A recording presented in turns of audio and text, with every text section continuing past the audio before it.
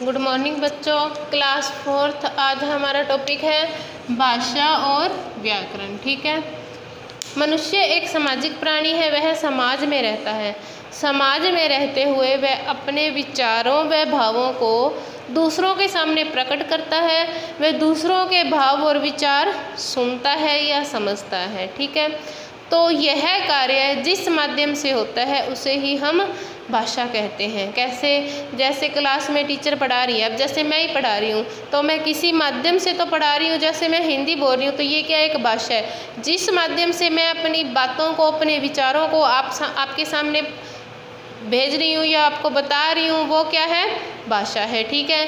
और आप अपने भाव या विचार जिस माध्यम से बताओगे वो भी क्या कहलाएगा? भाषा कहलाएगा। ठीक है। घर में रहते हुए अपने मम्मी से, अपने भाई से, अपनी बहन से, किसी से भी बात करते हो तो वो क्या होती है? भाषा। अब किसी भी रूप में कर सकते हो, बोलकर भी कर सकते हो, लिख कर भी कर सकते हो। तो ये दोनों ही किस में आएंगे? भाषा में आएंगे। ठीक है। अब किसी से नाराज हो गए, लड़ाई झगड़ा हो गया, तुम आपस में बात नहीं कर रहे तो अपनी बात को तो लिख के बता रहे हो पेज पे, तो वो किसी माध्यम से तो बता ही रही हो, तो वह क्या होगा? भाषा कहलाएगा। ठीक है।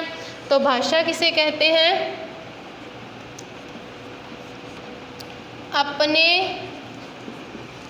भाव या विचार दूसरों को लिख कर या बोलकर समझाना व दूसरों के भाव या विचार सुनकर, अब बोलकर बताएंगे तो दूसरा सुनेगा ही, और लिखकर बताएंगे समझाना, दूसरों के भाव या विचार सुनकर या पढ़कर समझना ही भाषा है। ठीक है। अगर छोटी परिभाषा जानना चाहे तो भाषा की छोटी परिभाषा क्या होगी कि अपने भाव या विचार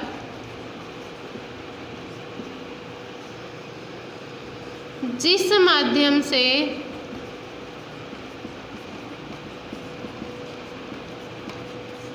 प्रकट किए जाते हैं उसे भाषा कहते हैं। ठीक है। बिल्कुल इजी सी बात है कि हम आपस में बातचीत जिस माध्यम से करते हैं उसे ही हम क्या कहते हैं? भाषा कहते हैं। ठीक है।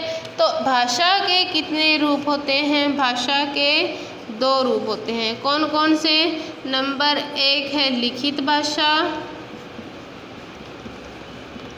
और नंबर 2 है मौखिक भाषा। ठीक है। लिखित भाषा में जैसे कि शब्द से ही पता चलता है, लिखा हुआ। मौखिक भाषा में मुख से बोला हुआ, कि हम अपने विचार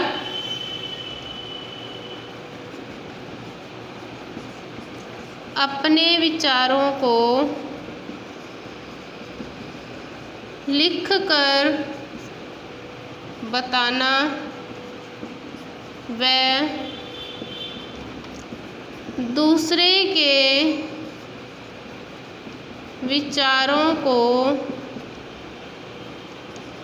पढ़कर समझना ही क्या है? भाषा है। ठीक है। अपने विचारों को हम लिख कर दूसरों को बता रहे हैं, वे दूसरे के विचारों को पढ़कर समझ रहे हैं, तो ये किस में आएगा? लिखित भाषा में आएगा। ठीक है। समझना ही क्या है? लिखित भाषा है। ठीक है। कि जब हमें कोई अपने विचार लिख कर एक कागज़ पर, स्लेट पर, कॉपी पर, कहीं पर भी लिख कर दे दे और हम उसके विचारों को पढ़ कर समझेंगे तो वो किस में आएगा? लिखित भाषा में आएगा। जैसे हम समाचार पत्र पढ़ते हैं, हम पत्र पत्रिकाएं पढ़ते हैं, हम पुस्तकें पढ़ते हैं, तो वो किसी के लिखे हुए भावों को ही समझते हैं, तो वो किस में आता है? लिखित भाषा में आता है। अब आगे है मौखिक भाषा। मुख से, मौखिक अर्थ है मुख से बोली हुई, ठीक है। अपने विचारों व भावों को बोलकर बताना व दूसरे के भावों या विचारों को सुनकर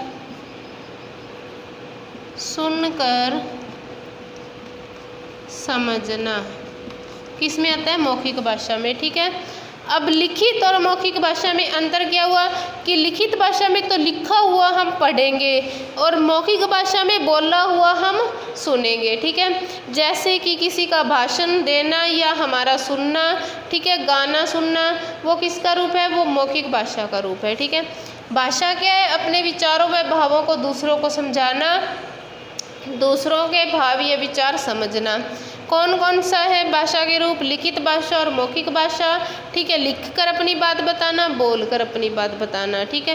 इनके अलावा भी भाषा का एक और रूप होता है सांकेतिक भाषा, यानी जो बोल नहीं सकता, लिख नहीं सकता, वो भी तो अपने बातों को, अपने विचारों को किसी दूसरे को बताते हैं। तो वो किस माध्यम से बताते हैं? वो इशारों के माध्यम से, संकेत के माध्यम से। तो वो किस में आएगा? वो आएगा सांकेतिक भाषा में, ठीक है। इशारों द्वारा या संकेतों द्वारा अपनी भाषा को बताना ही क्या है? सांकेतिक भाषा है, ठीक है। यदि हम बोल नहीं सकते, लिख नहीं सकते, तो बात तो करेंगे ही, बिना बात किए तो अपने भाव विचार बताए बिना तो रह ही नहीं सकते। तो जिस माध्यम से बताएंगे, जो सांकेतिक भाषा, मतलब जो बोल नहीं सकता, पढ़ नहीं सकता, लिख नहीं सकता, उनके लिए कौन सी भाषा? सांकेतिक भाषा। अब हम जानेंगे व्याकरण के बारे में।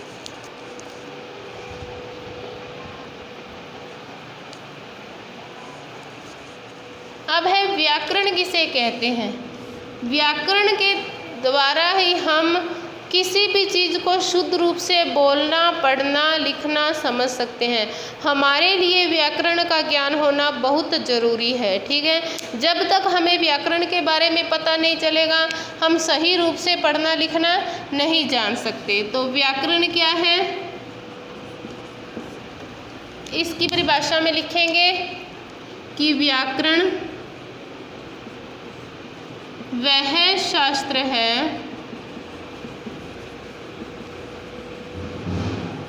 जिसके द्वारा हम शुद्ध रूप से पढ़ना लिखना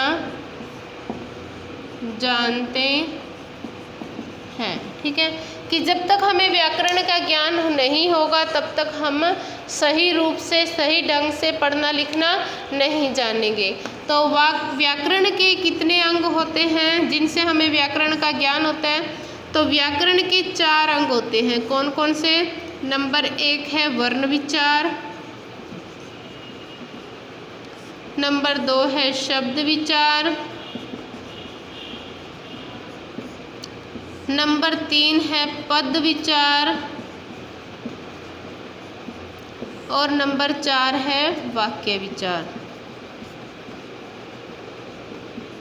ठीक है।